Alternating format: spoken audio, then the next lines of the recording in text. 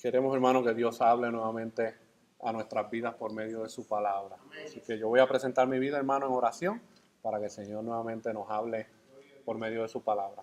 Padre, te damos gracias por esta oportunidad que nos das nuevamente de estar congregados en este lugar para nuevamente exponer tu palabra, Señor.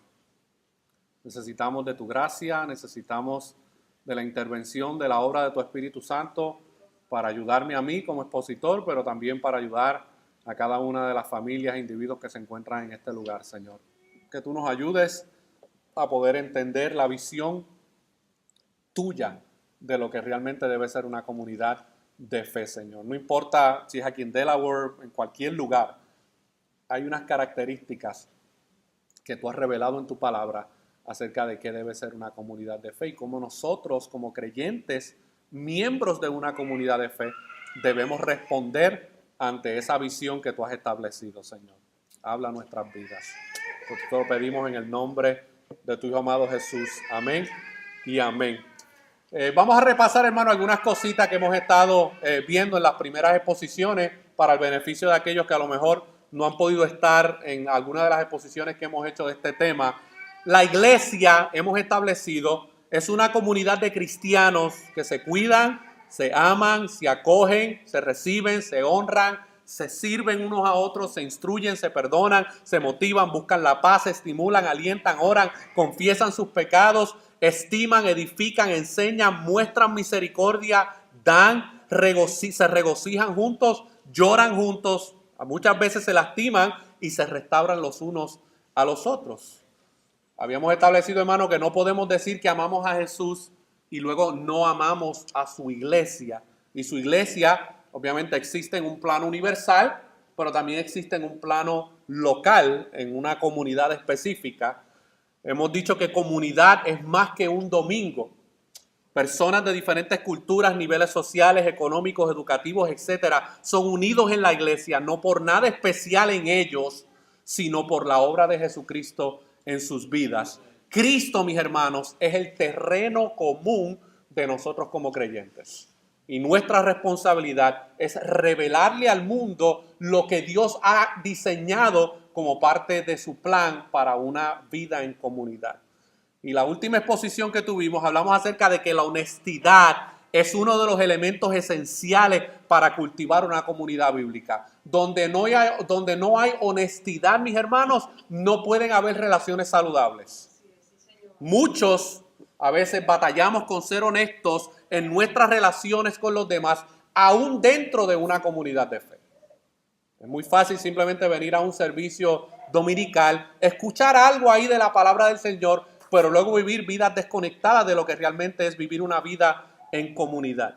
Y vimos en la exposición de hace 2 semanas atrás, vimos 3 cosas que hicieron Adán en el huerto del Edén y que muchas veces nosotros repetimos como creyentes. Nosotros vimos que Adán y Eva tan pronto pecaron, ¿qué hicieron? Se cubrieron. Justificaron de alguna manera su pecado y se cubrieron para que aparentemente ellos pensaban que Dios no se iba a dar cuenta de su verdadera condición. Luego vimos que se escondieron al escuchar la voz de Dios, y es lo que muchas veces nosotros como pecadores hacemos cuando somos sorprendidos en nuestro pecado, nos escondemos, y vimos que también ellos le echaron la culpa al otro, la mujer que tú creaste, la serpiente que tú creaste. ¿Qué excusa usamos nosotros, verdad? La esposa que tú me diste, no, la que escogiste. El esposo que tú me diste, no, ese fue el que tú dijiste que sí. Bien. Los hijos que me diste, la mamá que me diste, el papá que me diste. Le echamos la culpa a todo el mundo menos mirar hacia adentro para ver que la corrupción de nuestro pecado sale de aquí adentro, mis hermanos. La respuesta en el Edén fue una respuesta hipócrita. Pablo en Romanos 12:9 nos proveyó un consejo muy práctico para dejar la hipocresía. Y la primera parte de ese versículo dice, el amor sea sin fingimiento. En otras versiones dice, el amor sea genuino, el amor sea sin hipocresía. Y la palabra griega para genuino, que se usa aquí en este versículo 9 de Romanos 12, es anhipócritos, que en español se deriva de la palabra hipócrita. Y esta palabra, habíamos dicho en la última exposición, que era usada por los antiguos actores griegos para cambiar un personaje en sus actuaciones y demostrar diferentes emociones, cambiaban de máscaras para representar diferentes expresiones públicas. Y Pablo sabía que los cristianos somos tentados a ponernos máscaras en vez de ser auténticos los unos y los otros. Y es posible, mis hermanos, que algunos de ustedes están aquí, a lo mejor ni se dieron cuenta que tienen la máscara puesta desde hace tiempo. Y se acostumbraron a ella. ¿Han visto la película The Mask de Jim Carrey? La tiene tan pegada, mis hermanos, que ya se acostumbró a ella y no quiere sacársela porque ya forma parte de su identidad.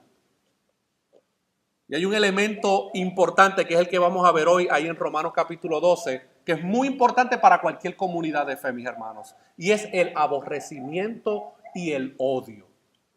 Y usted dirá, hermano Jorge, en la vida en comunidad hay que aborrecer y hay que odiar. Espérate. Aguántame ahí porque yo veo en la Biblia que habla de que nos amemos unos a otros, de que nos animemos unos a otros, de que los consolemos unos a otros. Pero la Biblia también habla de algo como aborrecer u odiar. Mi hermano, la Biblia nos presenta que aborrecer y odiar ciertas cosas pueden ser buenas y son buenas para una comunidad de fe. La palabra aborrecer, que es la que encontramos ahí en Romanos 12:9, porque el consejo de Pablo aquí dice, el amor sea sin fingimiento, pero luego dice aborrecer lo malo. Esta palabra aborrecer viene del latín, escuche bien, porque yo no sabía esto, aborrecerse, que significa apartarse de algo con horror o repugnancia. A esas personas que les gustan las películas esas de horror y que a las 12 de la noche están viendo de esas películas de horror, ¿verdad? ¿Por qué usted cree que les gusta ver esas películas de horror? Porque se han acostumbrado a esa sensación de miedo, de pavor. Bueno, Pablo utiliza aquí esta misma palabra aborrecer con esa experiencia de tener horror o repugnancia ante algo. Y esta palabra es un verbo compuesto por el prefijo alejamiento de o alejamiento desde. La raíz del verbo horrore es sentir horror, estar tieso o erizado. ¿Alguna vez alguno de ustedes ha experimentado un momento de horror en su vida? Donde usted se queda como que paralizado, con todos los pelitos ahí parados y no sabe ni qué hacer porque lo detiene y usted no sabe cómo va a reaccionar. Bueno, esta es la palabra que Pablo utiliza aquí como aborrecer. Y él le está diciendo a los cristianos en Roma, ustedes deben aborrecer lo malo. Ustedes deben sentir horror por lo malo. Ustedes deben aborrecer el pecado. Así que el aborrecer y el odio, de acuerdo a lo que vamos a ver hoy, puede ser algo bueno en una comunidad bíblica y puede ser algo saludable. Pero vamos a ver específicamente a qué nos referimos. ¿Qué cosas nosotros como comunidad de fe debemos aborrecer? ¿Qué cosas nosotros debemos odiar como creyentes? Para vivir en armonía, honestidad y bíblicamente como iglesia, debemos aborrecer, detestar, odiar y no aceptar aquello que le hace daño a un miembro de la familia, porque le hace daño a toda la familia, mis hermanos. Si nosotros como comunidad de fe, hermanos, no aborrecemos, detestamos, odiamos y no aceptamos aquellas cosas que le pueden hacer daño a uno de los miembros de nuestra familia, nosotros estamos actuando de una manera en contra de la voluntad de Dios en este aspecto, mis hermanos. Esto es contrario a la interpretación del mundo de cómo deben funcionar las cosas. ¿Por qué? Porque en el mundo caído que vivimos se nos llama a tolerarlo todo, cueste lo que cueste. Hoy es la época de la tolerancia, ¿verdad? Todo el mundo anda enarbolando la bandera de la tolerancia. Miren cómo el mundo piensa. El mundo dice, no puedes amar a alguien si te opones a algo que ellos hacen. Esa es la manera en que el mundo piensa, ¿verdad? Si tú te opones a alguna conducta pecaminosa de alguien, tú realmente no los estás amando. Tú debes tolerarlos en esa conducta pecaminosa porque entonces sí le estás demostrando amor. La Biblia, hermano, tiene una cosmovisión totalmente distinta acerca de esto. El mundo llama a la tolerancia, la Biblia llama a aborrecer ciertas conductas. El amor genuino debe aborrecer u odiar a fin de ser el verdadero amor. Si no existiese un universo en el que el mal dañara a la gente y deshonrara a Dios, esa afirmación sería sería falsa. De hecho, no habría tal cosa como odio en tal universo. Usted ama porque usted ha decidido también rechazar un sinnúmero de otras cosas que van contrarias al verdadero amor. Pablo dice ahí en Romanos 12:9, el amor sea sin hipocresía, aborrece, odia lo malo. John Piper comenta acerca de esto, hermano. Y esto es, esta frase que él dio, mis hermanos, describe muy bien nuestra cultura hoy en día. Él dice, no podemos ser personas con un amor aguado, un amor acaramelado, con relaciones que no odian nada para ser personas amorosas. Algunas personas tienen esa idea de que el amor es siempre suave, el amor siempre es fácil, el amor es siempre amable, el amor no dice nada negativo, el amor es suave, cálido en todo momento. Y dice Piper, hermano, de una manera muy firme, de ninguna manera, no en este mundo. Si no odias nada en este mundo, no puedes amar verdaderamente. Hay conductas y cosas que están matando a la gente. Hay conductas y cosas que están destruyendo a las personas. Hay conductas y cosas que están deshonrando a Dios. Si no puedes odiar estas cosas, no puedes experimentar el verdadero amor de Dios. El mundo, hermano, nos hace una invitación a amarlo todo, a tolerarlo todo, sin tomar en cuenta el carácter de Dios o qué piensa Dios acerca de estas cosas. Tim Challies comenta acerca de esto también. Yo les recomiendo el blog de Tim Challies que está en español y en inglés. Él dice, el Dios que ama lo bueno no debe amar lo que es malo. Lo que pasa es que en nuestras culturas, mis hermanos, especialmente en la religión tradicional, se nos ha pintado solamente una imagen de ese Dios. Y aparentemente el Dios de la cultura y de la religión tradicional es un Dios que aún puede amar lo pecaminoso. No debe ni siquiera ser ambivalente hacia lo que es malo, lo que es dañino, lo que es destructivo. Debe odiarlo. ¿Por qué? Porque el carácter de Dios es contrario a las cosas que el mundo ama, sin embargo, él aborrece. El Dios de la Biblia se revela como un Dios de amor, pero también se revela como un Dios que odia. Y vamos a ver, hermano, a qué específicamente, a qué tipo, cuáles son esas cosas a las cuales Dios odia y aborrece. Porque si nosotros queremos vivir vida en comunidad, tenemos que también aborrecer y odiar estas mismas cosas que Dios aborrece y odia. Yo quiero que me acompañen a varios pasajes de la Escritura que vamos a estar considerando. Un pasaje que ilustra esta gran verdad de una manera resumida es Proverbios capítulo 6, versículos 16 al 19. Proverbios capítulo 6, versículos 16 al 19.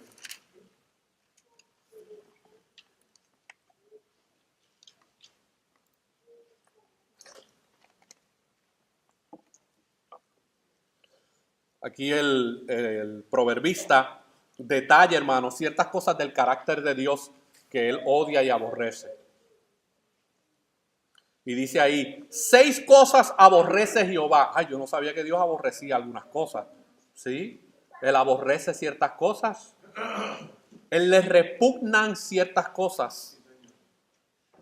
7 cosas aborrece Jehová, perdón, 6 cosas aborrece Jehová y aún 7 abomina su alma. Y ahora comienza con el listado, mis hermanos. Los ojos altivos. Eso es sinónimo, hermano, de orgullo. Dios aborrece al orgulloso. Odia al orgulloso, hermanos. Y miren, no es que odia el orgullo del orgulloso, es que odia al orgulloso. La lengua mentirosa. Aquella persona, hermano, que de 10 cosas que dice, 8 son mentiras. Dios la aborrece, Dios la abomina con toda su alma. Las manos derramadoras de sangre inocente. Dios aborrece, hermano, odia con grande pasión aquel que derrama sangre de inocente, mi hermano. Mire, hermano, esta nación, con todas y las cosas maravillosas que tiene, en los últimos 30 años ha matado 63 millones de bebés. Dios odia eso. Lo aborrece con toda su alma, mis hermanos. Y nosotros como iglesia, hermanos, debemos estar del lado de Dios, no del lado del sistema político que apoya estas cosas. El corazón que maquina pensamientos inicuos. Esta es la persona, hermano, que se levanta por la mañana y lo único que viene a su mente es cómo hacerle mal y daño a alguien. Ya sea por medio del engaño, de la mentira, del robo, del asesinato, de la calumnia, de cualquier tipo de conducta pecaminosa. Pero se levanta todos los días maquinando pensamientos inicuos en su mente y en su corazón. El corazón que maquina pensamientos inicuos, los pies presurosos para correr al mal. Esto es una persona que se deleita y que lo manifiesta, hermano, en la urgencia de hacer acciones malignas y perversas. El testigo falso que habla mentiras. Mire, usted sabe que en las cortes, aquí todos los días aquí hay gente en corte, y en la mayoría de las veces lo ponen a la persona que, ¿verdad? A jurar, le ponen una Biblia, ¿verdad? Jura usted decir la verdad y nada más que la verdad. Mire, hermano, que le den gracias a Dios, que la gracia común de Dios, hermano, no desciende y los quema ahí en el momento. Porque hay un montón de gente, hermano, que pone su mano sobre la Biblia y dice, yo juro decir la verdad y nada más que la verdad. Pero dicen aquí, como dice el versículo, el testigo falso que habla mentiras. Y el que siembra discordia entre hermanos. Dios aborrece y odia esto, mis hermanos. Y nosotros como comunidad de fe debemos también aborrecer y odiar estas cosas. Miren lo que el salmista dice en el Salmo 5:5. A diferencia, ¿verdad?, de la cosmovisión popular que existe en nuestra sociedad. Miren lo que dice el Salmo 5:5. Bien importante el contexto, mis hermanos, pero bien importante las afirmaciones.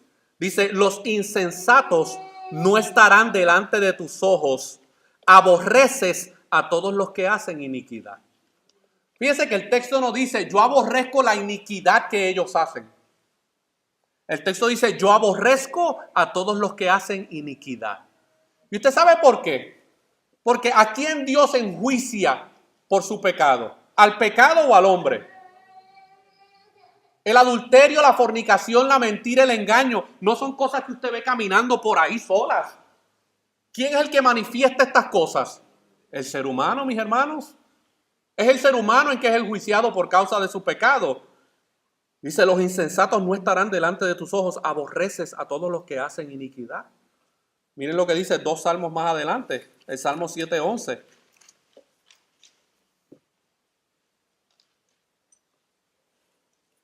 Me encanta cómo este versículo comienza, mi hermano, porque comienza con uno de los atributos de Dios. Dios es juez justo. Y Dios está irado contra el impío todos los días. Aún en su gracia común, hermano, que Él le extiende aún a aquellos que los rechazan. Porque déjeme decirle, Dios hace descender la lluvia sobre el injusto y sobre el justo. Dios le provee alimento tanto al justo como al injusto. Pero eso no cambia la realidad de que Dios está irado contra el impío todos los días. Y esto va en contra del evangelio popular, ¿verdad?, que se predica muchas veces. 90 capítulos más adelante, miren lo que dice el Salmo 97:10.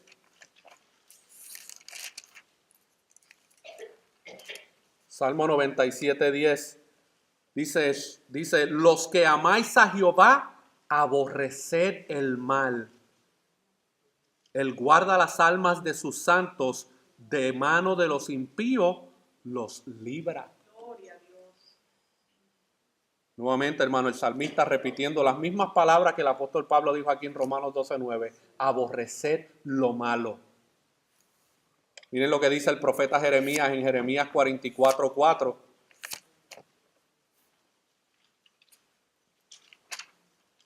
Jeremías 44:4.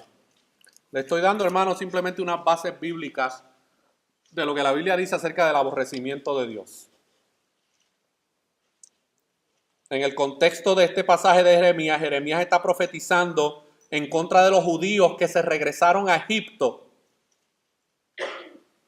Y miren lo que el profeta le dice a esta comunidad. Dice, y envié a vosotros todos mis siervos los profetas desde temprano y sin cesar para deciros, no hagáis esta cosa abominable que yo aborrezco. ¿Y cuál era esa cosa que él aborrecía? Bueno, sigamos leyendo el contexto. Pero no oyeron ni inclinaron su oído para convertirse de su maldad, para dejar de ofrecer incienso a dioses ajenos. Se derramó por tanto mi ira y mi furor y se encendió en las ciudades de Judá y en las calles de Jerusalén y fueron puestas en soledad y en destrucción como están hoy mis hermanos. Dios aborrece con todo su corazón, hermanos, la idolatría. ¿Cuál es uno de los primeros mandamientos de los 10 mandamientos? No te harás dioses ajenos delante de mí. Mandamiento número 2, no te inclinarás ante ellos. Y sin embargo, ¿qué es lo que prevalece aquí en esta nación y en nuestros países? La idolatría, mis hermanos. La gente se inclina ante el primer palo que vean, se inclinan ante él. Y le ponen velas, incienso, le traen ofrendas. Y la gente piensa que Dios se agrada de esas cosas. Dios las aborrece, hermano, con todo su corazón. Miren lo que el profeta Zacarías dijo en Zacarías 8:17. Profeta Zacarías, capítulo 8, versículo 17. Esto es un tema, hermano, que se repite en el Antiguo Testamento y se repite también en el Nuevo Testamento. Dios no cambia en su sentir acerca de estas cosas. Miren lo que dice Zacarías 8:17. Veamos desde el versículo 16. Dice, estas son las cosas que habéis de hacer. Hablar verdad, cada cual con su prójimo. Juzgad según la verdad y lo conducente a la paz en vuestras puertas. Y ninguno de vosotros piense mal en su corazón contra su prójimo, ni améis el juramento falso, porque todas estas son cosas que aborrezco, dice Jehová, mis hermanos. Así que vemos, hermanos, que hay ciertas cosas que Dios aborrece y que ha dejado claramente como cosas que Él rechaza, que Él le tiene repugnancia a este tipo de conductas. Y nosotros podríamos preguntarnos, bueno, ¿y qué tiene que ver esto con nosotros como comunidad de fe? Bueno, mis hermanos, Dios no puede ser amor y a la misma vez voltear sus ojos o permitir que la maldad devore a sus hijos. Él demostró odio hacia el pecado y lo maligno precisamente porque ama. Es el amor de Dios, hermano, lo que mueve a Dios a aborrecer ciertas cosas. Es el amor de Dios lo que lo mueve a tener repugnancia ante ciertas cosas.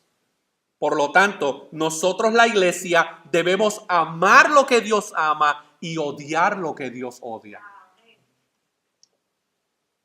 Lo que sucede muchas veces es que a veces nosotros, hermanos, no sabemos qué realmente es lo que Dios ama y qué realmente es lo que Él aborrece.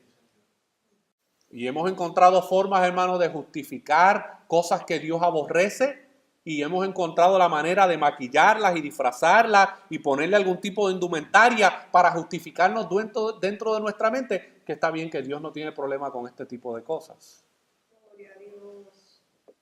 Y muchos cristianos piensan de la siguiente manera cuando ven a otros en pecado o en problemas. Y esto es una cosa, hermano, que todos de aquí de alguna manera hemos experimentado esto o hemos sentido esto de alguna manera. Porque estamos hablando de vida en comunidad, cómo nosotros nos relacionamos unos con otros. Y muchas veces pensamos de esta manera cuando vemos pecado en la vida de algún hermano, de alguna hermana o de alguien en nuestra comunidad de fe. Por lo general hacemos lo siguiente. No le digo nada porque es posible que le hiera sus sentimientos. Es muy fácil tomar esa postura, ¿verdad? Decir, no, es que ya yo lo conozco, ese hermano es muy sentimental, por cualquier cosita se ofende, pero está pecando contra Dios, está pecando contra el cuerpo. Es nuestro deber, hermano, ir en amor, en misericordia, pero decirle la verdad. No podemos continuar simplemente diciendo, bueno, pues ese es mi hermano en la fe, pero yo sé que lo que está haciendo le va a traer consecuencias nefastas a su vida, pero por no herir sus sentimientos, mejor me quedo calladito. Como dicen por ahí, calladito me veo más bonito. A veces decimos, eso no es mi problema, eso es problema de él o de ella. Se metió en ese rollo, allá él, que salga de alguna manera él solo. Tiene que aprender por sí solo o tiene que aprender por sí sola. yo tengo suficientes problemas para añadirme también los problemas del hermanito o los problemas de la hermanita. Con los míos me basta. Con los míos pierdo el sueño. No necesito también añadir a mis pensamientos los problemas de los hermanos en la iglesia. No quiero que se moleste conmigo o me deje de hablar. Todo, hermano, por no confrontar el pecado. Y si se va de la iglesia, si le digo algo, a uno como pastor, hermano, le toca a veces lidiar con esta realidad. Hay momentos donde uno tiene que tomar la decisión, bueno, o soy fiel a la palabra del Señor por amor a Cristo y por amor al hermano, y le digo la verdad aunque se moleste conmigo, o no le digo nada por miedo a que se vaya de la iglesia. Lo peor que yo puedo hacer como pastor, hermano, es ver que usted va por un rumbo equivocado, que va haciendo cosas que Dios aborrece, y simplemente por evitarme el fastidio de tener que confrontarlo, no decirle nada. Eso no es verdadero amor, mis hermanos. Y los que son padres saben que esto es verdad. ¿Por qué usted regaña y reprende y castiga a sus hijos? Porque los ama. Amén. Gloria al que vive. O a veces decimos, él o ella dejará ese pecado pronto. Ya verá, déjalo tranquilo. Lleva 2 años con la misma conducta pecaminosa. Nadie le dice nada porque nadie se atreve a decirle algo porque se ofende. Y sin embargo, hermano, nosotros vemos que Dios constantemente, ¿qué hacía con su pueblo? Les revelaba su pecado, mis hermanos. Constantemente levantaba hombres, predicadores, personas que confrontaran el pecado de la gente. Y yo les dije que esta parte de vida en comunidad, hermano, no iba a ser muy atractiva que digamos. Pero es la verdad. Gloria a Dios. Es posible que todas las anteriores o algunas de las que mencionamos sucedan, pero si queremos vivir en una comunidad bíblica y saludable, debemos aborrecer aquello que le está haciendo daño a un miembro de nuestra familia. O sea, si tú eres padre y tú ves que tu hijo se está tomando un veneno, tú te vas a quedar ahí sentado como que, pues vamos a ver si a lo mejor le da con leer las instrucciones y ver que eso es veneno lo que se está tomando. No, tú vas a responder automáticamente y para proteger ese miembro de la familia, tú vas a hacer lo necesario para evitar que esa persona se trague ese veneno. Debemos, hermano, confrontar el pecado en una comunidad de fe. Va a doler, va a molestar, se van a ofender, se van a herir, los sentimientos van a ser lastimados, pero hay que hacer, hermano, y aborrecer lo que Dios aborrece. Amén. Gloria al que vive. Aleluya. ¿Y cómo entonces nosotros confrontamos el pecado? Miren lo que Jesús dijo en Lucas 17 y luego vamos a ver Mateo capítulo 18. Lucas 17.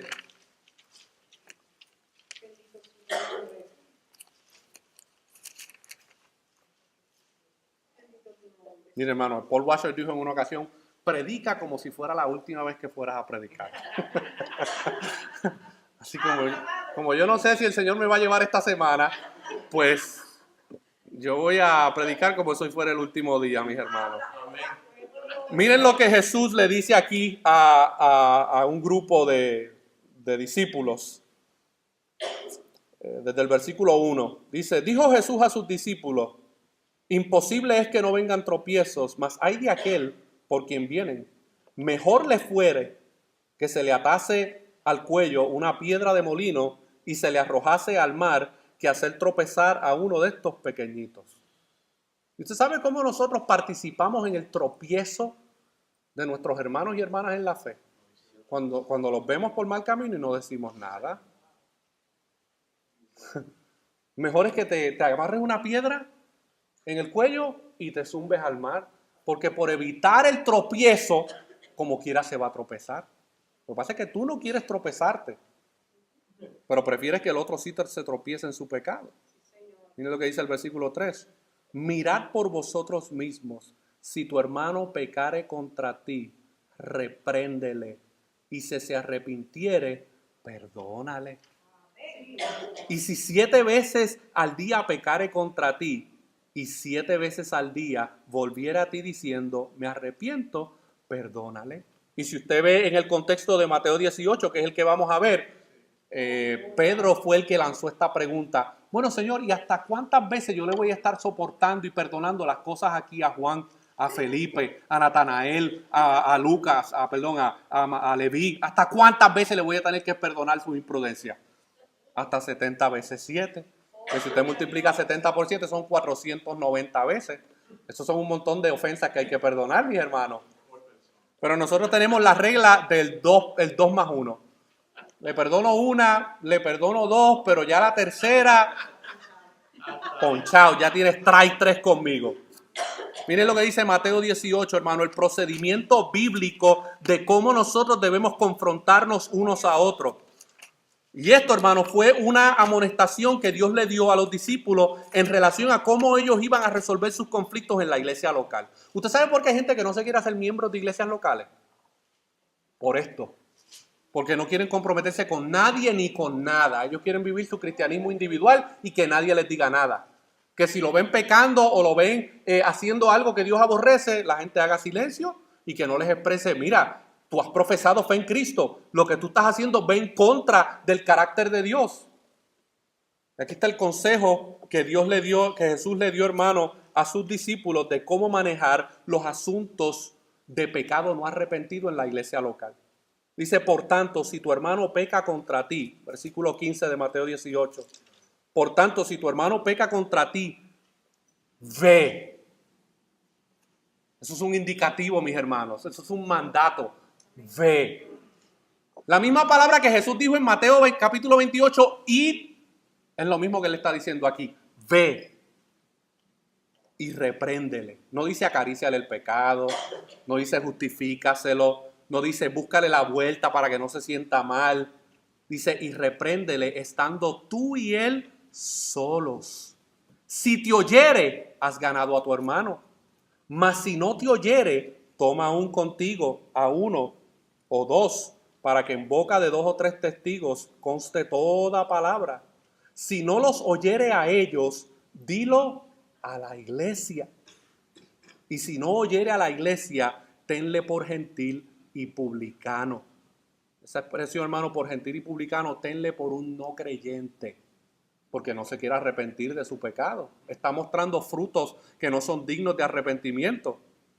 De cierto os digo que todo lo que atéis en la tierra será atado en el cielo, y todo lo que desatéis en la tierra será desatado en el cielo. Eso no está hablando de atar al diablo, mis hermanos.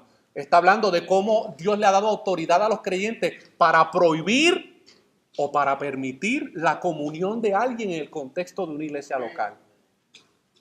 Otra vez os digo que si 2 de vosotros se pusieren de acuerdo en la tierra acerca de cualquier cosa, ¿de qué cosas está hablando el contexto? Está hablando de el proceso de llamar a una persona al arrepentimiento. Se habla con una persona de una manera individual, hermano, hermana, esa conducta que estás mostrando va en contra del carácter de Dios, estás pecando contra ti, contra tu familia, contra el cuerpo. Por favor, arrepiéntete y abandona esa conducta. Si no le oye al hermano, busca 2 o 3 testigos, traten de buscar la manera de que ese hermano recapacite y vuelva en sí. Y si no responde a los 2 o 3 testigos, envuelvan a la iglesia. ¿Y sabe qué es la iglesia? La eclesía, la reunión de los congregados. Eso es lo que nosotros somos aquí, la reunión de los congregados. Y nosotros, no el pastor, nosotros somos llamados, hermanos, a velar los unos por los otros. Es muy fácil decirle, no, pues a la iglesia le paga el pastor un salario, que él se mete en esos problemas, yo no voy a decir nada.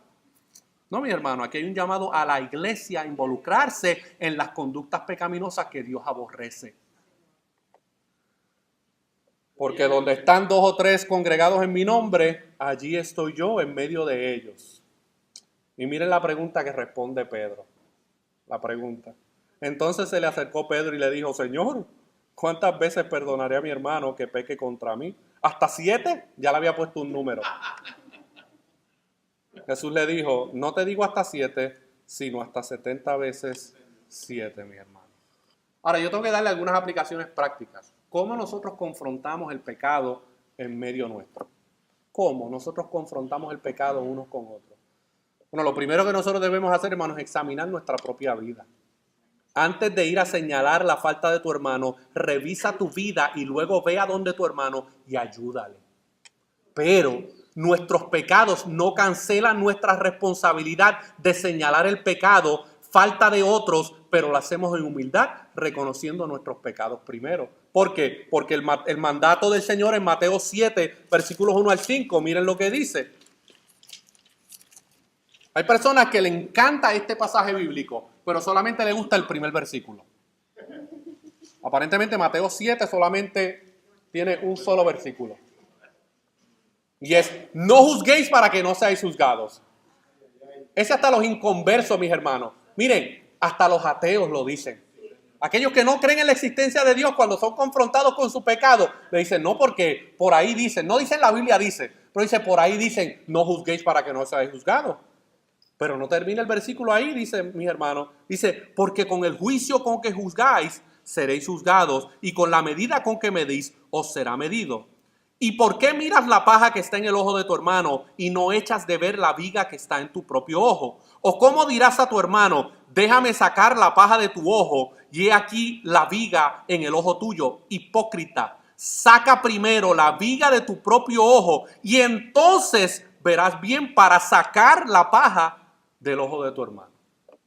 O sea que aún nuestro pecado, mis hermanos, nosotros debemos ser honestos y decir, bueno, si yo soy un mentiroso, yo no debo ir donde el hermano a decirle que no mienta.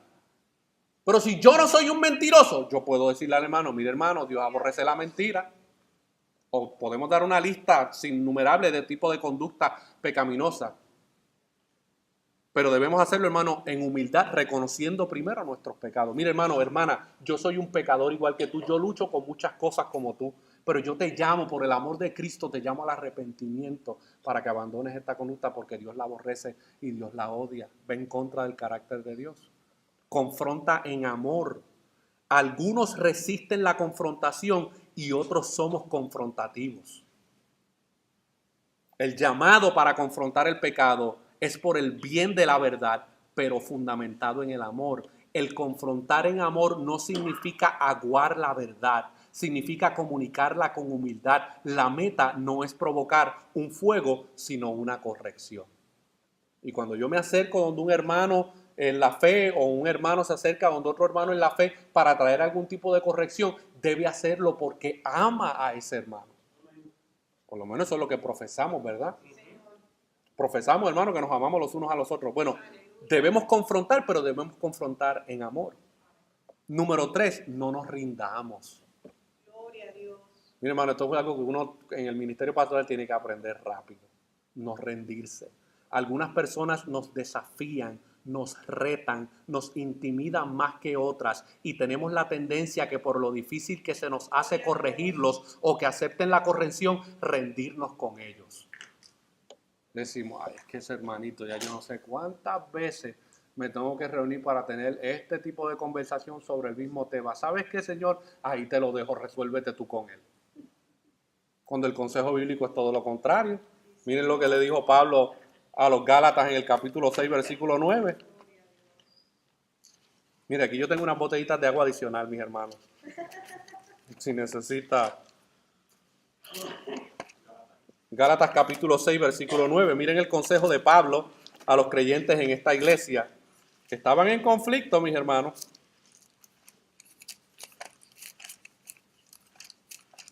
Miren el consejo de Pablo en Gálatas 6, 9. Dice, no nos cansemos pues de hacer bien, porque a su tiempo segaremos, si no, desmayamos. Así que según tengamos oportunidad, hagamos bien a todos y mayormente a los de la familia de la fe. Mi mayor compromiso, ¿saben qué? Antes de andar confrontando el pecado por allá afuera, es confrontar el pecado entre nosotros mismos. ¿Con qué moral le voy a decir yo a un inconverso que no quiere saber nada del evangelio, arrepiéntete de tus pecados, cuando nosotros mismos andamos practicando las mismas cosas que ellos practican? No tiene ningún fin, mis hermanos.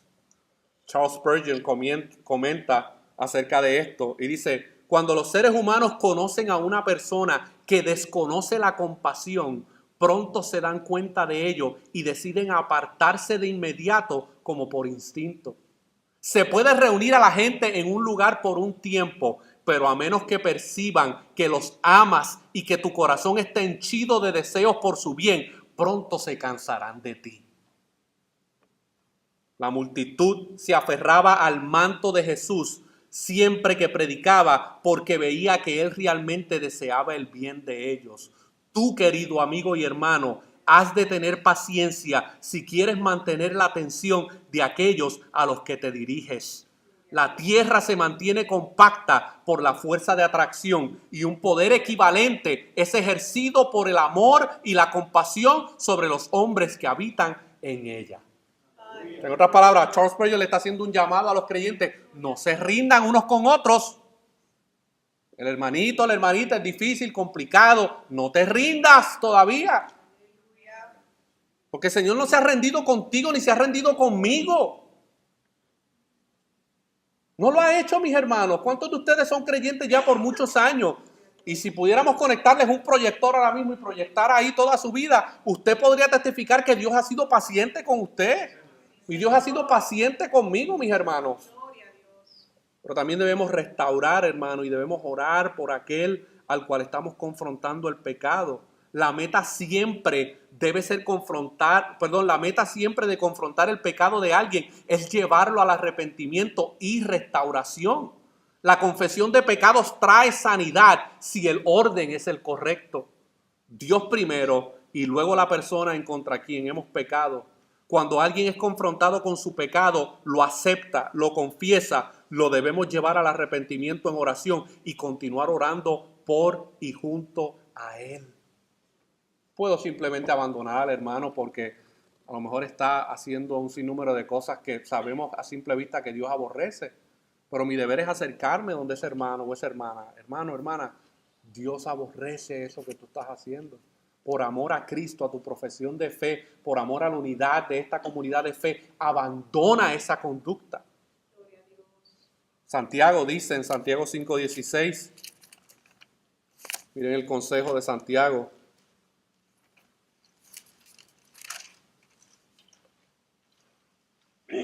Santiago 5:16 dice: confesaos vuestras ofensas unos a otros y orad unos por otros para que seáis sanados. La última exposición que hicimos, hermano, hablamos de que muchas veces como creyentes en una comunidad de fe somos muy dados a escondernos de todos y a no ser honestos con nuestra verdadera realidad y nuestra verdadera situación. No puede haber sanidad, hermanos, si nosotros no somos honestos unos con otros y confesamos nuestros pecados unos con otros. Hermano, estoy luchando con esto en mi vida. Estoy teniendo esta serie de tentaciones, estoy teniendo esta serie de cosas que me están atrayendo y me están dominando mi mente y mis pensamientos y mi voluntad. Por favor, te las comparto para que ores por mí. Eso solamente, hermano, se puede dar en una vida en comunidad. El mundo no practica estos principios bíblicos. Esto solamente se puede dar dentro de una comunidad de fe, hermano, que tiene en cuenta la visión de Dios para lo que debe ser una comunidad de fe. Número 5, hermano, confiemos en que Dios está activamente trabajando. No olvidemos nuestro rol en el proceso. No vamos a sanar a nadie ni a detener que pequen. Eso lo hace Dios en su soberana voluntad. Pero sí podemos actuar como barreras, luces de advertencia, cintas de precaución y conciencia, pero no somos el Espíritu Santo de Dios.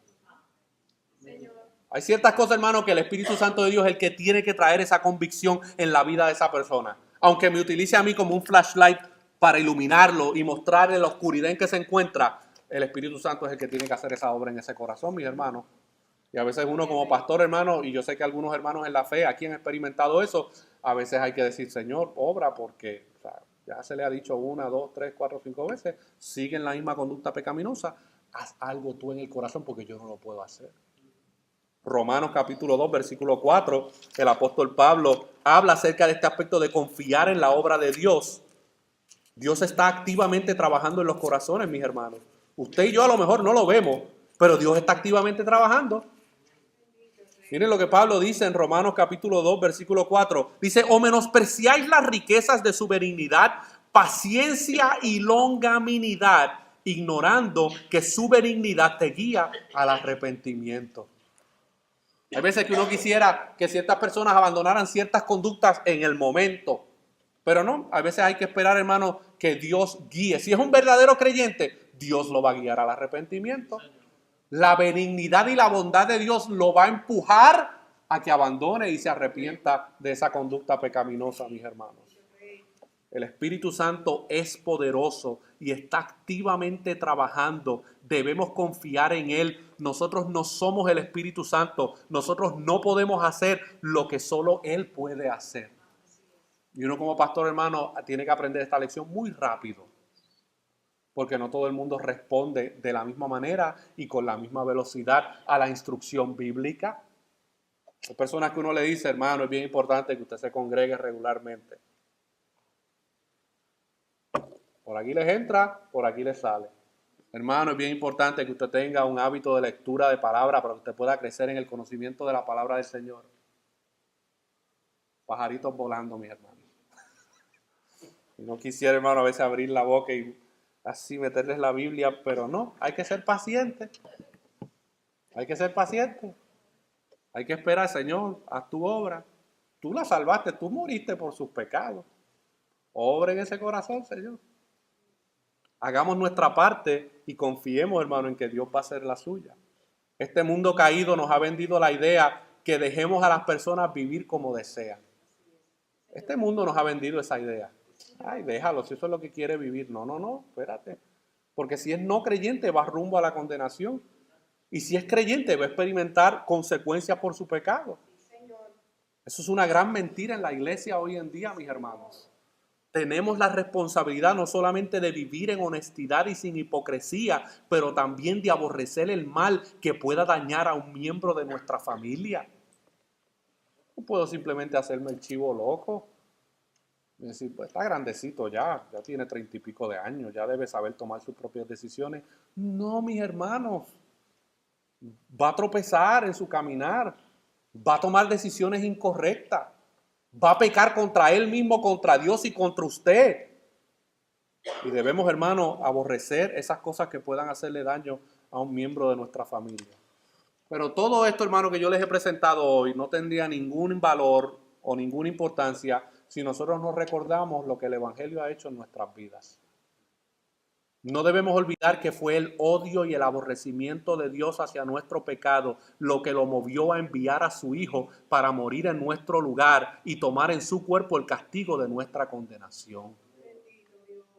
Hay personas que son muy dadas a citar Juan 3:16. Porque de tal manera amó Dios al mundo, y eso es verdad, pero implícito en ese versículo está el odio que él le tenía al pecado. Y esa razón también lo movió a él a venir a ser nuestro sustituto, mis hermanos. El amor de Dios es simplemente un lado de la moneda. Vire el otro lado y ahí está el aborrecimiento y el odio de Dios hacia el pecado. Y gracias a Dios que él tomó la iniciativa, hermano, de resolver algo que tú y yo no podíamos resolver. Enviando a su Hijo Jesucristo a que Él tomara en su cuerpo el castigo de nuestra condenación. Cuando nosotros tenemos en cuenta lo que las buenas nuevas del Evangelio representan y lo que el Evangelio ha hecho a favor de nuestras vidas, nosotros podemos comprender cuánto Dios aborrece el pecado y podemos vivir vidas que crecen en santidad para así poder aborrecer lo que Dios aborrece. Es a través del Evangelio que nosotros podemos vivir una vida en comunidad que rechaza y aborrece cualquier cosa que pueda destruir o contaminar la pureza y unidad bíblica de nuestra comunidad de fe. ¿Usted sabe por qué? Porque ese hermano y la fe, Cristo también murió por ella. Sí, Señor. Gloria a Dios. Cristo murió por él y por ella. Y te los puso ahí, en una sola comunidad de fe para que bregues con ellos. Ahí, complicaditos y todos, algunos con buen genio, otros con mal genio, otros calladitos, otros bocones. Ahí están, todos estamos juntitos, hermanos, para amar lo que Dios ama y aborrecer lo que Dios aborrece. Y el consejo, mis hermanos, de esta exposición es que ama lo que Dios ama y odia lo que Dios odia. Si nosotros queremos realmente vivir una vida en comunidad, mis hermanos, tenemos que estar conscientes de esta realidad. Y gracias a Dios, hermano, que por medio del Evangelio podemos encontrar perdón y reconciliación. Porque yo no resuelvo los problemas pecaminosos de los hermanos y de las hermanas en la iglesia por medio de la psicología cristiana. No, vete a ver un psicólogo para que él a lo mejor te diagnostique a ver cuál es tu problema. No, tu problema se llama pecado y mi problema se llama pecado. Y Dios ha proveído el Evangelio para que el Evangelio sea aquel que puede restaurar todas estas cosas, hermano. Y mientras yo más voy conociendo el Evangelio de Jesucristo, yo más voy conociendo las cosas que Dios ama. Porque voy conociendo su carácter, voy conociendo sus atributos, voy conociendo su voluntad. Y mientras yo más conozco lo que Dios ama, automáticamente, hermano, en mi espíritu se produce una repugnancia y un rechazo hacia aquello que Dios aborrece. Hermano, yo creo que usted sepa algo. En la cruz, Dios mostró su aborrecimiento contra el pecado. Y lo mostró contra su propio Hijo, mis hermanos. Contra su propio Hijo mostró cuánto Él odia el pecado, hermano. Cuánto Él no puede tener comunión con el pecado. Y es por medio de la cruz y por medio de Cristo que ahora tú y yo podemos encontrar reconciliación. Es por medio de Cristo y la cruz que ahora nosotros podemos experimentar el verdadero amor de Dios. Porque ya en la cruz, hermano, se resolvió el problema de nuestro pecado que Dios tanto aborrecía. Oremos. Padre, te damos gracias por tu palabra, Señor. Damos gracias porque tu palabra, Señor, se predica y tú solamente sabes lo que tú estás haciendo en los corazones, Señor. Tú solamente conoces las áreas de nuestra vida donde hemos encontrado justificación para conductas pecaminosas, para actitudes pecaminosas, justificándolas porque tenemos en nuestra mente muchas veces cómo el mundo piensa. El mundo nos enseña a tolerarlo todo, aun aquello que va en contra de tu carácter. Ayúdanos, Señor. Perdona nuestros pecados.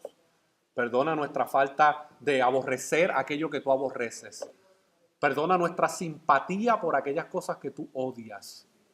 Porque esas cosas fueron las que te llevaron a la cruz. Y sin embargo nosotros seguimos amándolas. Ayúdanos, Señor.